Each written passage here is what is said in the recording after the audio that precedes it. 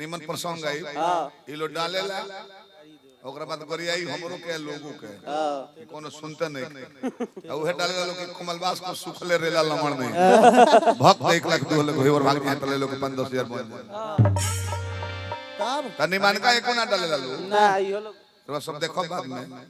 निमन निमन जितना गीत फिल्म ना डाली लोग जितना बौर की बात छाट के जे गुटा करी लोग यही कि कोयला के खान में से हीरा निकलले बोले आले को व्यूअर होय पे बैठते लोग हम दोष ना दिले जो बेचाई तो ना बेचबो हां मिठाई के दुकान कहां कहां बा मंदिर के सामने थावे को देबो हां बिक्री चलत रही चली अब मिठाई के दुकान भट्टी के सुझा जाए कोना दो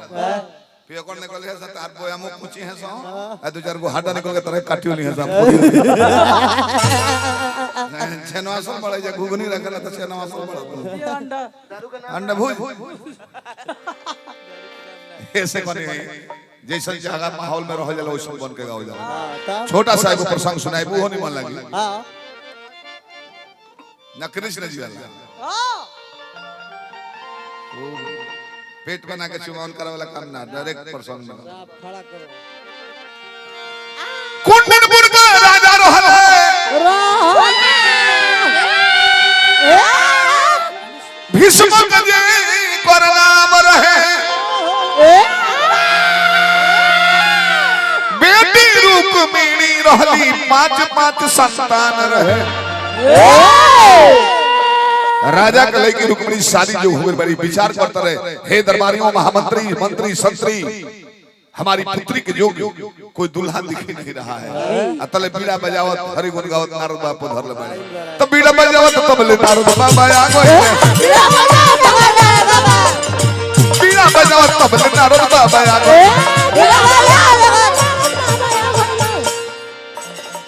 एक ही आर जितना बाज गई उतना पौन खेसारी का नाम बाजे लेता कहां भी तो ना रतिया जितना बाज गई और है गीत हकी दीपक का दीपक दिलदार बनाना ए बड़ा हर एक कलाकार मेहंदी से मोटकी ले दोनों लाइन सबका बीच में पहचान पाएंगे माई के कृपा बना रहे माई के गुण वैभव करे ले थावे वाली माई के बीड़ा बजाओ तो बोले नारद बाबा आ गए बीड़ा बजाओ तो नारद बाबा देखे के भीष्म जी सिर के झुका गइले देखे के भीष्म राजा सिर के झुका वेदव पुराण के बात और बिन गीत में गा गइले वेदव पुराण के बात और बिन गीत में गा गइले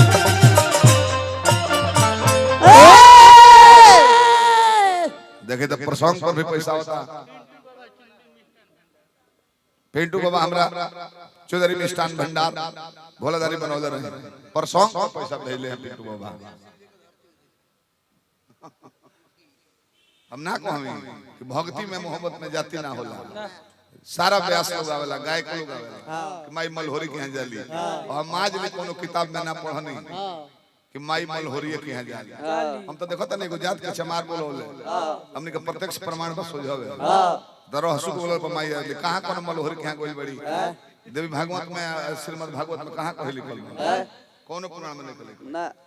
भक्ति जे करे में हो जाई ओकर प्रति भगवान आश्रित हो जाले आ सब ही नचावत राम गोसाई नर नाचत नरकट की माई का है सब उनकर के नचावेला सब है ब्रजेश भैया हमरा पुरस्कार दल बने भाई जी के प्रणाम करतन बार-बार राजा चेहरा पे चिंता के लकीर झलकता कहले लकीर के फेर में लागल बनी हमारा बेटी जो दुला बेटी ना होई त हर माई होई उ जगत जननी होई वरदान स्वरूप तहरा पुत्री के रूप में आइल बनी उनका के बेटी मत कहो उनका लायक दुल्हा के होई नहीं केहू बात नारायण जी अब वही नारायण जी कृष्ण अवतार लेकर गोकुल में रास रचा रहे हैं बतावत रहे कि मुरलिया में गोवले गानवा पैसा इतना काहे तो मैं कमाता रहता ले लिए हां अब जनक जी के लड़की सीता थोड़े रहल उ जगत जन नहीं होई शिवाय नारायण जी के दूसरा यही बात तो हमरो दीवाना रहिले हम ही ना पूरा पूरी जगत बात रही जगह पे रही हां पहले स्वयं पहले जगत जन नहीं होई कि मुरलिया में गवले गनवा अब बनवा में नंद किशोर हो अब बंसी बजवैया कन्हैया माखन बंसी बजवैया कन्हैया बंसी बजवैया कन्हैया माखन चोर हो बंसी बजवैया कन्हैया माखन। बाबा कुछ और बारे में बताऊंगा। चकवा चौकैया बाछा बाछी औरी गोइया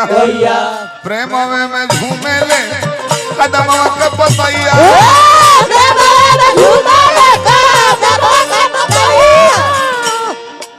भोला जी भांग खाले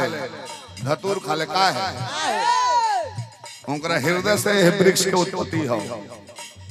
कदम के पेड़ पर मुरली बजाओ काहे जब पीपल के गाछ ना रहे वो जाम के गाछ ना रहे तो काहे कदम पर बजावे ले कदम के उत्पत्ति भी नारायण जी के लोग से हो यही सब का प्यारा हो मुरली बजाओ ओठ में सटाओ राधा पूछले रहली एक बार आखिर ई का है बोले को पुरान पूरा रिश्ता याद मत पड़ चकवा चकैया बाछा बाछी औरी गोइया प्रेम में झूमे ले कदमवा के पते देखनी की मोरवा मोरनी देखनी की मोरवा मोरनी थोरवा में डोलला से थोर हो बंसी बजवैया कन्हैया माखन बंसी बजवैया कन्हैया माखन बंसी बजवैया कन्हैया माखन चोर हो बंसी बजवैया कन्हैया। बाबा उनकर व्यापार का बा राजा कहा बोले को पूंजी ना लगेला काम धेनु स्वीट्स हमारे यहाँ शुद्ध खोआ शुद्ध छेना का मिठाई पनीर पेड़ा दूध तथा शादी पार्टी अन्य किसी भी शुभ अवसर पर ऑर्डर लिया जाता है। स्थान थावे दुर्गा मंदिर प्रदीप जायसवाल संगे संगे अंगद कुमार जी पुरस्कार देने हार्दिक शुभकामना बोले को पूंजी ना लागे प्रेम में के बाद मुलाकात देखनी प्रेम के प्रेम में बेचा गया कि ना तो देखनी प्रेम के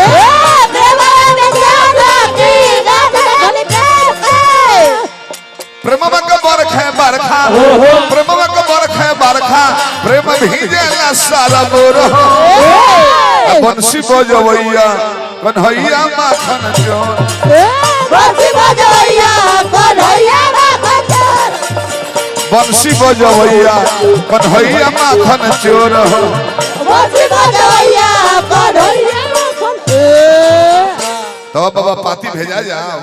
नारद जी कहने की 100% भेज दे पाती आ रुक में बैठो रहे लइकाइया से कन्हैया से दुश्मनी चलत रहे पिताश्री एक राजा होने का मतलब किसी नागरिक का नागरिकता रद्द कर सकते हैं देश से निकासी कर सकते हैं लेकिन रुक्मिणी यदि आपकी पुत्री है तो मैं उसका बड़ा भाई हमारे बहना है वो अब बहना पर मेरा भी हक बनता है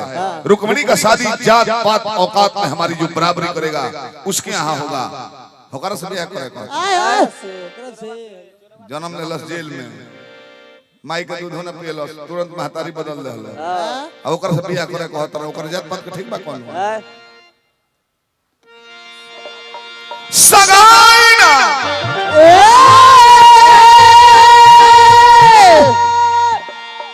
हाँ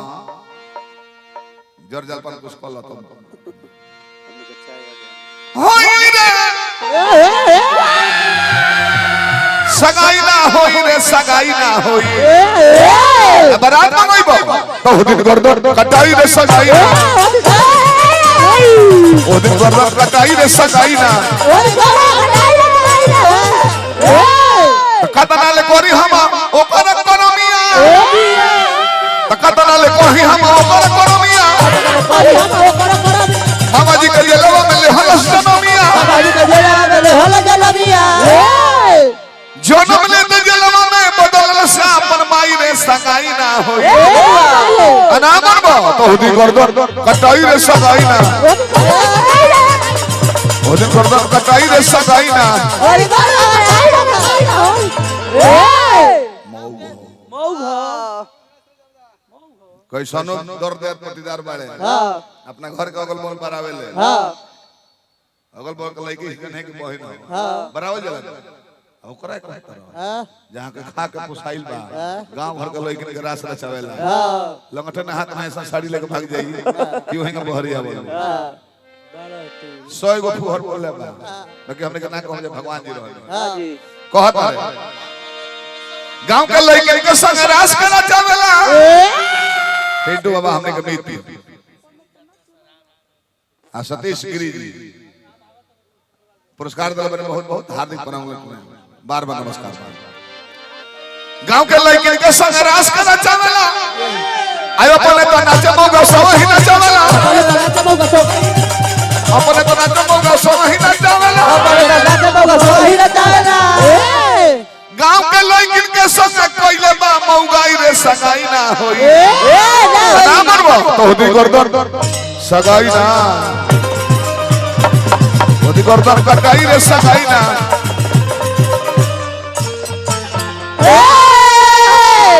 बुद्धि बुद्धि के फेर हो जाला असही हो के फांसी होत रहे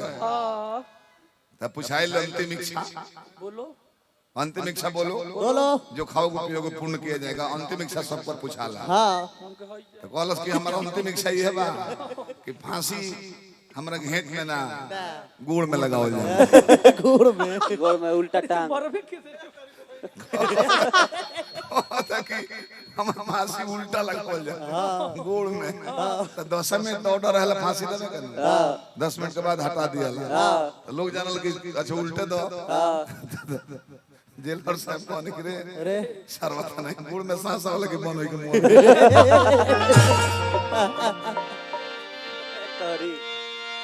आप जानी बलाते पाती लिख के शिशुपाल के हम भेजवा देले आइने प्रेम लिखी कन्हैया के रुक्मिणी प्रेम के के नाम बिना देखले बिना बोलले बिना बतियवले एक दूसरा कीर्तनिया लोग के चर्चा कोई सुन के रुक्मिणी कन्हैया के चाहत रहलिए कन्हैया रुक्मिणी के चाहत तो कोई सनबाड़े प्रेम के व्यापारी कि बिना देखले यारी हो गई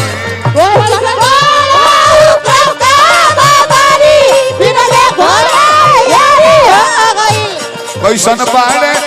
प्रेम के व्यापारी बिना देखल यारी हो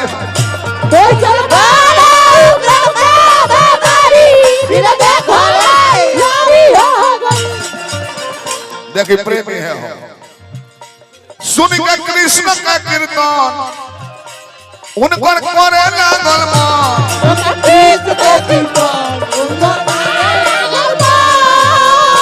कहिया हुई है उनका से नैना चारी कहिया हुई है उनका से नैना चारी हमारा प्रेम का बीमारी हो गई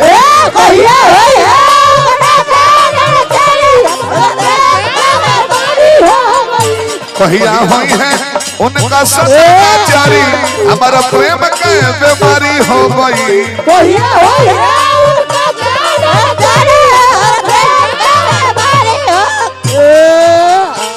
आज जब प्रेम हो जाला तो आदमी जिदिया हो जाला बाबू माई के बात बहुत लगे लगी बुझाई कि जाने में सब जान बसल बा दारू के भागा लगी रुक्मिणियों को हो गई रहे वो करम में थोड़े वो करे में दोष के उत्पत्ति हम करेली जेकरा के माने लगबो वो दूरी बनावे के प्रयास करे लगी झाटियो भरना मन बताओ उसका में पता रही कोन आदेश ई होला ई सब का कहल सृष्टि के नियम है जेकरा के कुछ जन्म ना करबो तो तर सकार उसी दोनों मतलब नहीं के जन्म मनबो ठनबो तो जरूर होई अपना मन में रुका मिली चिचरी खींच लहली दीदी औरा मन में रुका मिली चिचरी खींच लहली दीदी चाहे हंसी है हे नगर के नर नारी चाहे हंसी है हे नगर के नर नारी हई देही आसरा कारी हो गई चाहे हंसी है नगर के नर नारी हई देही आसरा कारी हो गई एगो पाती लिख के रुक्मिणी एगो सुदेव नामक ब्राह्मण बोला कहले तनी कन्हैया लगे पहुंचा दे हो ऐसे के बियाह तो दूसरा जगह सेट हो गई बारात आवता ए में लिखले बानी आ तने मुखरियो सुन ली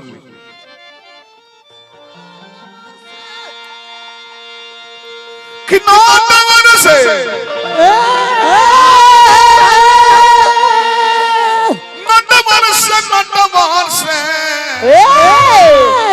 विप्रदेव जाके कही नटवर से तो विप्रदेव जाके कही नटवर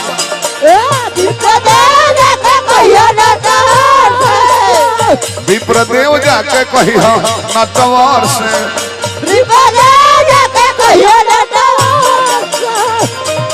तय कैलाश भाई शिशु पाल से सगाई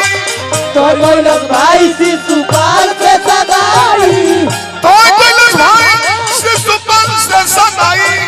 तो कैलाश भाई शिशुपाल से सगाई यदि नहीं हुई है तब भागवत को हवर से नटवर से यदि नहीं आई है तब भागवत को हवर से नटवर मानिकपुर से उपेंद्र पाठक बाबा हमरा के आशीर्वाद दिल मैंने बोल लगनी ए बाबा पिछला सालिया मीरगंज थाना के प्रभारी साहब ने गीतों बोल रहे थे वहां के नाच ने का बड़ी लयदार वाली हमारी से निमन गीत गाए आप दो तीन गो गाना गा रहे चल रहा सब के बार प्रणाम बा बाबा ऐसे बोल रहा था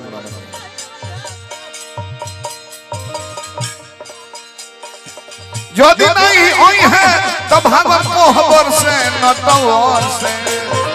यदि नहीं आई है तो भागवत को हवर से नटवर विप्रदेव जाके कही नटवर विप्रदेव जाके कही नटवर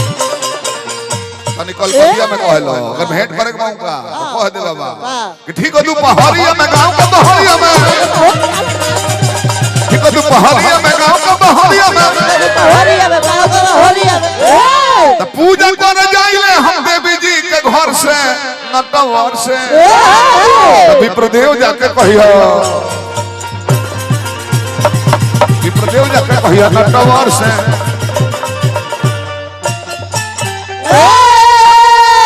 पाती जब कन्हैया के हाथ में गइल बा कहले बाबा चिंता मत करी रवा जानते बानी हे मोर रोजगार बा प्रेमवा के व्यापार माना केहू राम जी भइल चाहे कृष्ण जी भइल चाहे केहू भइल कृष्ण भगवान से केहू ना रहे 16,108 को मेहरारू रखल रहे का जना को दिन पर भाजावत कोई भगवान रहले सब है जानो कि हमरे के बेसी मानेले हां आ सब जन जनस कि हमरे लगे बनाइल बा तब कन्हैया जी अकेले ही चल देले बारे आके डेरा डाल देले एने रुक्मिणी पूजा करे खातिर आवत रही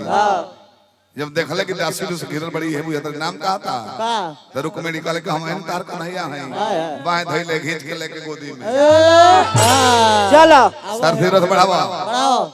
आ तले शिशुपाल को तो रीत पूरी भाई पहले माखन चोरावत तलो अब देखत कि लड़की चोरावत वो बियाह के दिन है कहले कि रथ घुमावत हम सजाए देम जदवंश हैं शेर आ गइले करी है शिकार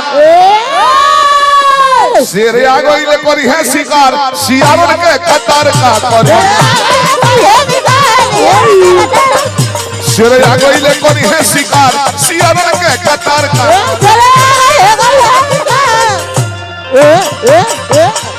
आज वीरन के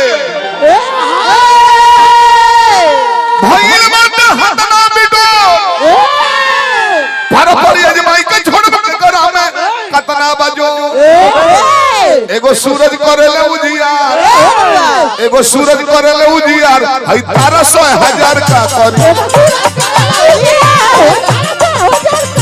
एगो सूरज करेले उजियार हई 13,000 का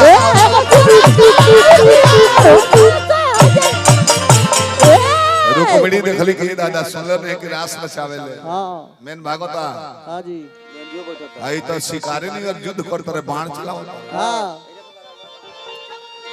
कि जो मुरारी के देखली शिकारी नियन तब डरा गइली भाभी त नारी नियन कन्हा झटते झपटले डेगार कन्हा झटते झपटले डेगार हे बाघ के बिलार का कौन कन्हा झटते झपटले डेगार हे बाघ के बिलार का कौन शोभना कौन होया कोइले जबरदस्ती बीच में रोके के केहू के परल ना हस्ती के बलहरी कदी हिलल कर के अभियंता कदी हिलल कर अंगार के लुकर का के बा ठाकुर कदी हिलल कर अंगार के लुकर का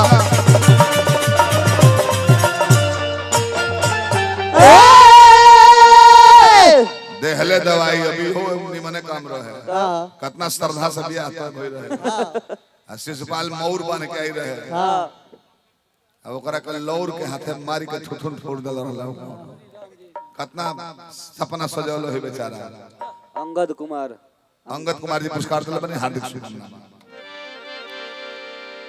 देहले दवाई दूत जा कल के रुकमी एजा सुतल बड़ा लवा में रहो खाती तार बहनी को हिर लेके भाग गइल हो क्या शादी के दिन बहना का अपहरण सारी समाज में ये प्रण कर रहा हूं कि यदि बहना को बाइज्जत लेकर नहीं आया तो इस नगर में मुंह नहीं दिखाऊंगा अजा के लगा रुक हित माखन चोरा तुरंत लगी चोरा लगले मन बढ़ू हो गइल बड़े रुक कन्हैया कहले रुक्मिणी के हो कहले के सबसे बड़का भाई हम कहले रे सरवा के पानी लेके आवे लगी गर्दन झुराइल होई वाला आई लोड़े खाती आइल हां तरुक भी बांध चलावे कटल कन्हाई रे लड़ाई पाहुन सार में तरुक भी बांध चलावे कटल कन्हाई रे लड़ाई पाहुन सार में रुक्मी बांध चलावे कटल कन्हाई रे लड़ाई पाहुन सार में ऐसा बांध चलावले कान्हा करे लगल सफाई जियरे करे लगल सफाई केहू मनाई पराइल केहू तरूप निभाराइल रे लड़ाई पाहुन सार में तबले असली सारो के चौड़ी बाधराई रे लड़ाई पाहुन सार में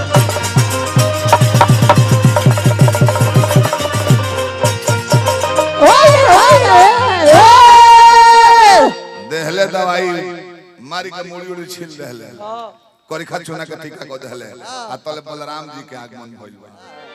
कहले कि भैया वीर तो बहुत बा कहले छोड़ दो सार हन जी तो में कसार लेके आई एही से कहले का सार का हाल बा कसार एगो हाल बाग सार कहले कि सार छोड़ दो कहले कि भैया वीर तो बा बाकी गाछी पर के बानर जोन गिर जाई कूदत में तो आत्महत्या कर लेला खाई पीना केहू नहीं खे जो हनुमान के बानर के कोनो केहू मुंह में देखले बाज कहां मुंह से देखले ना वो मरे से हफ्ता दिन पहले दीमक से देह चटवा के मर जाला ओकने के हम जानी हो बानर हनुमान जी का आशीर्वाद आज वो हो एक्सीडेंट में मुंह देखलो गाड़ी से कचरा गेले मर गइल हकीकत में अपना मौत से मुंह केहू ना देखलो कि बानर कैसे मुंह बोले भैया वीर हां मर्दा है आदमी के समाज में बेदीन कर मतलब गोली मार दिया तो अपना में मार दी मौगा के पटक के मरबो तब खोंकते उड़ जाई मार दलो खोखे भई मार दलो भैया के तो मर्डर करा दे आवे तो हाजीपुर जन्नी कहता रे कि गाछ पर के गिरल बानर युद्ध के हारल वीर बलदाऊ भैया ए बलदाऊ भैया सभा में उठाई कैसे सी बलदाऊ भैया सभा में उठाई कैसे सी रे बलदाऊ भैया सभा में उठाई कैसे सिर ए बलदाऊ भैया सभा में उठाई कैसे सी रे ए बरा लड़की भगा के बियाह करे में तेरे को नियम कानून बा तो घरे कोनो नियम कानून ना चलतो है कलयुग ढेर निमन बा कतनो रंगबाज बाड़ो तुरंत थाना तारे के जो होली ऊ कोई रंगबाज रहे राम तीनों लोग के माइये के अपहरण कर रहे कोनो प्रशासन ना रहे हो यहाँ लेकिन ब्रह्मा विष्णु शंकर भी डायरेक्ट जाके ना कहलो के लौटा दा तो कलयुग हमें के ढेर निमन बा अम्बेडकर जी के लिखल संविधान जौन बा हर एक युग से निमन बा पहले पोखरा में पानी पियल जाओ तो ना पर टैक्स रहे एक घड़ी तो कलयुग में बहुत निमन हो गइल बा तो पानी पियल जात रहे पोखरा में पानी निकल बा ओकरो टैक्स लागत रहे एक घड़ी टैक्स नहीं खाओ घर से खा के चलल औकात बाहर क्रिया शेर पर पसेरी तबले लदलस कोई तिरिया शेर पर पसेरी तबले लदलस कोई तिरिया अपना से फुरले बाटे अपन तकती रहे बलदाऊ भैया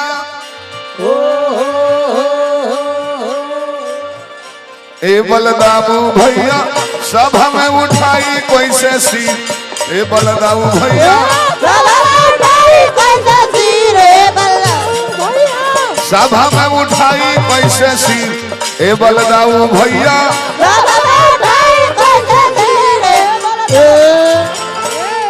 कृष्ण जी के सारो मर्द रहे जियल तबले नगरी में मुंह ना देखवलस बीचे डगर में भोजपट नगरी बसौला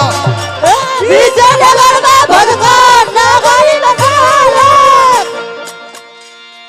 अपने से फेरल रे बाटे भागत के लकीर रे बलदाऊ भैया